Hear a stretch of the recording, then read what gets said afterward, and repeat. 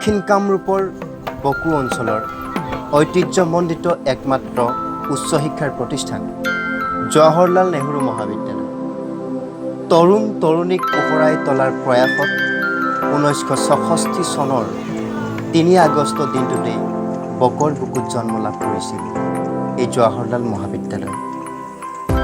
জন্ম লগ্নৰে পৰা আজিলৈকে শৈক্ষিক সাংস্কৃতিক ক্ৰীড়া জগতকে আদি কৰি বিভিন্ন প্ৰশংসনীয় পদক্ষেপ আগবঢ়াই আহিছে, যিহেতুকে বকো অঞ্চলটো হৈছে বিভিন্ন জাতি জনগোষ্ঠীৰ মিলন।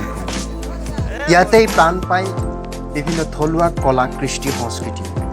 চাওঁ আহক আজি মহাবিদ্যালয়খনৰ প্ৰতিষ্ঠা দিৱস উপলক্ষে ছাত্ৰ ছাত্ৰীসকলে উপস্থাপন কৰা সেই থলুৱা জনজীৱনৰ মনোমোহা দৃশ্যাৱলী।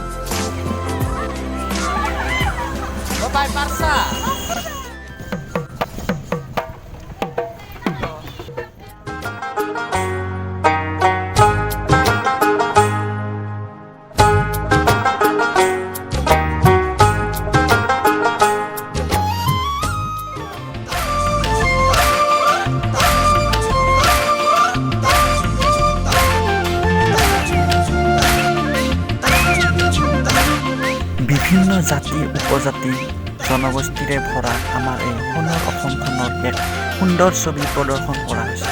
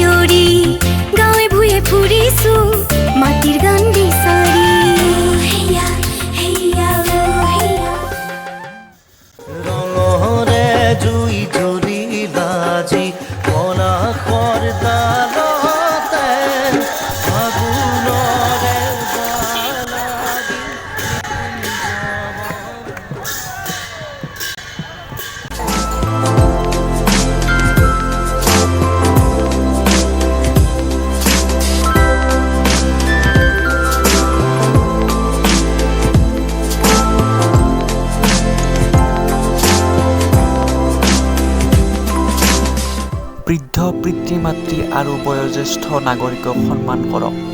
পিতৃ মাতৃক বৃদ্ধাশ্ৰমত থোৱা বন্ধ কৰক।